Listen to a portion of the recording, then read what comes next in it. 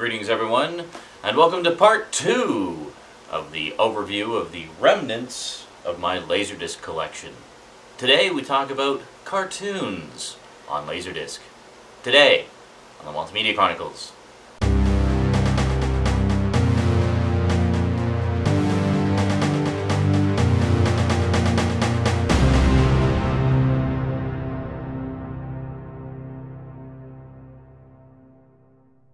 Welcome back.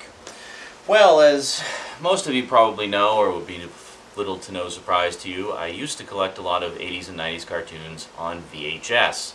Now, this was before the days of complete series sets and whatnot, so often what you would have to do is purchase dozens, sometimes multiple dozens of volumes of 1 or 2 episodes of volume in order to get even close to a complete series set. And a lot of the times, if it was a particularly long-running series, you wouldn't even get the complete series. Now, sometimes they would put, 4 or 5 episodes on a volume, so that was considered a really awesome deal. But I mean, even the VHS volumes would often cost anywhere from, $20 for 2 episodes, or sometimes as high as $60 for a tape with 5 episodes on it. So, yeah. Not too cheap to collect cartoons back in the day. But it was a big deal to people like me because there was just no other way to get absolutely beautiful, perfect quality copies of the episodes. The other thing was, a lot of the time they were released in completely random order or just in best of collections or whatever, and it would just, it would take forever to get anything close to a complete set of something, if that was even possible at all. So often what I would end up doing is it would be a mix of store-bought tapes or Laserdiscs and my own off-air recordings, which I would always record in SP mode for the best picture quality and with hi-fi sound for the best sound quality. So between them, maybe I'd get a complete set of something. But obviously the preference was to have as many of those episodes as possible be from VHS and Laserdisc official releases, so they would be absolutely perfect quality, or as close to perfect as you could get at the time. So, in addition to a lot of stuff on VHS, there were quite a few cartoons also released on Laserdisc. Now, obviously, if there was a choice between them, I would opt for the Laserdisc wherever possible. But sometimes budget just didn't allow for that. So I would hang on to my VHS tapes, or I would just not get either of them until I could afford to get the Laserdisc edition. Now, the interesting thing is, there's still a bunch of cartoons that were only released on VHS and Laserdisc and have yet to appear on DVD in any way, shape, or form. Case in point. Back to the Future, the animated series. Yes, there was 2 seasons of 13 episodes, so 26 episodes total. Great stuff. I really enjoyed this cartoon, and most Back to the Future fans I know who used to watch this also really liked it, because first off, it had live-action intros by Christopher Lloyd himself, reprising his role as Doc Brown, in sort of, the phone's ringing. Right back. Hello? Hi, come on in. It's UPS. I think my new computer just arrived.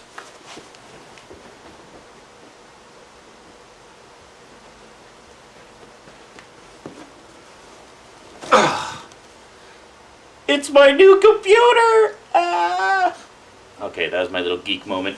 Alright, well, I just want to build the new computer now. But, yeah, how about we finish talking about the cartoons on Laserdisc, and then I'll do the package opening of the computer parts. Alright. Okay.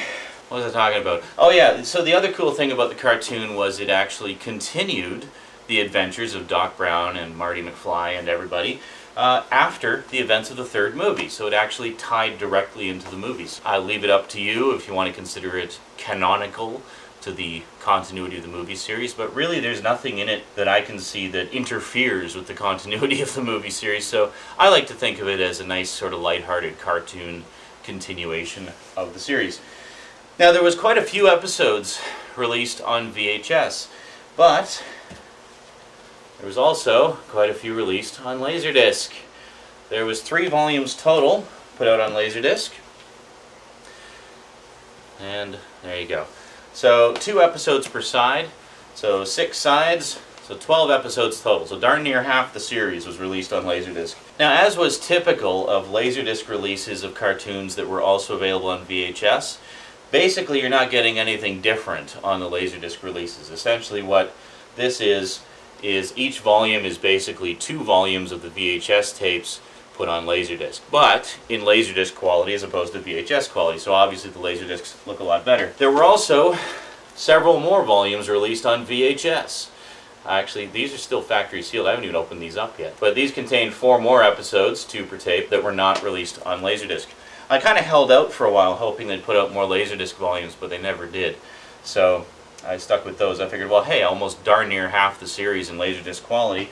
So that's 12, and then you got 4 more episodes here, so I actually have a total of 16 of the 26 episodes. There were actually a few more VHS volumes that also did not make it to Laserdisc. So between the VHS and Laserdisc, you can have darn near the whole series. I think something like 20 of the 26 episodes, so that's pretty significant. But I mean, obviously, especially with all the attention that Back to the Future has been getting recently with the 25th anniversary Blu-ray release and whatnot, one hopes that we'll finally get some kind of a complete series release of the cartoon. I mean, they could easily do it as a single set. I don't know why they haven't yet, but I don't know. Anyway, in the cartoon, the voice of Doc Brown was actually provided by Homer Simpson himself, Dan Castellaneta, which is pretty cool.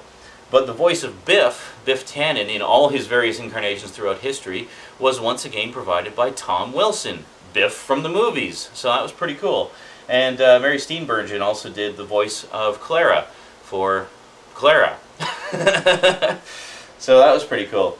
So carrying on, we also have Phantom 2040. This is a great example of an updated version of a classic hero that was done really, really well. It featured character design by Peter Chung of Aeon Flux fame, and was just a great story. It was written by Judith and Garfield Reeves-Stevens, who would probably be a name familiar to a lot of Star Trek fans. They've done a lot of Star Trek novels over the years. So this essentially is the first 5 episodes of the TV series compiled together into a movie. So it gives you the origin story. And I believe that one actually has been released on DVD, except for whatever reason no more episodes have been made available, which really sucks. Again, I don't know why they don't just do a complete series release, because I don't think there was that many episodes. They could totally do it as a single set, and I don't know why they don't, because it was a great series and very highly regarded by fans. And it essentially took the classic Phantom character and put him into this future settings. There was lots of virtual reality stuff and things like that. And it had just a killer soundtrack. I mean, just an amazing soundtrack, a mix of like sort of jungle music and techno and stuff like that. And it's just great stuff. And of course, no Laserdisc collection or video collection of any kind would be complete without Jace and the Wheeled Warriors. Now, I mentioned Jace and the Wheeled Warriors on a number of occasions before.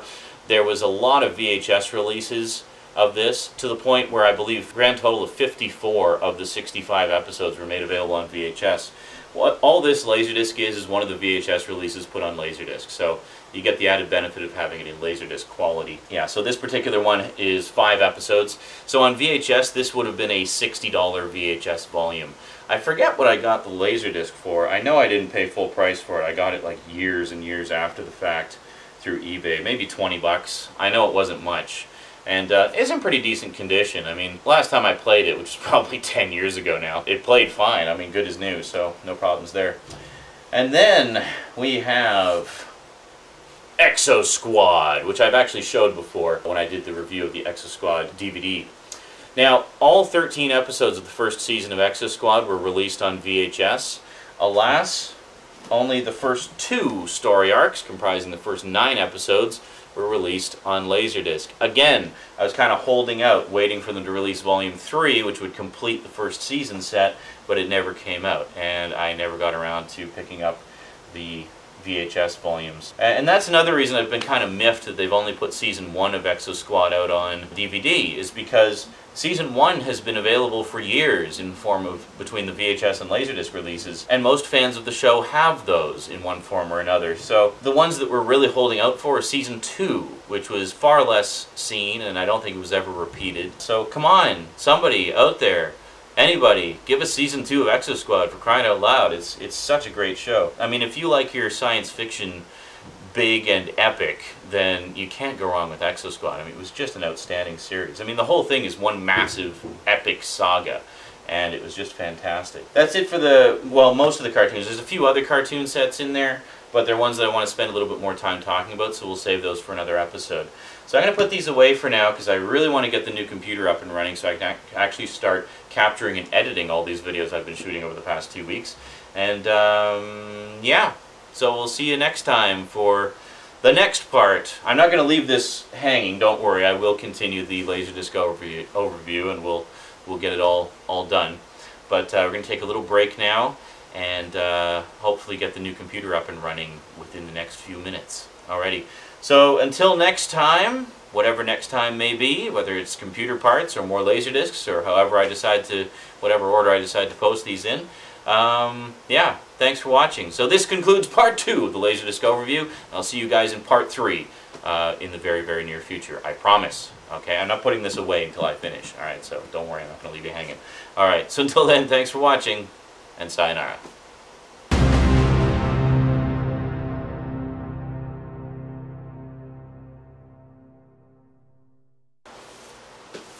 Ow! So often what you would have to do is... But it was a big deal because... Now... But these all contain... But it's pretty cool. So you had Doc Brown, featured character... it featured character design by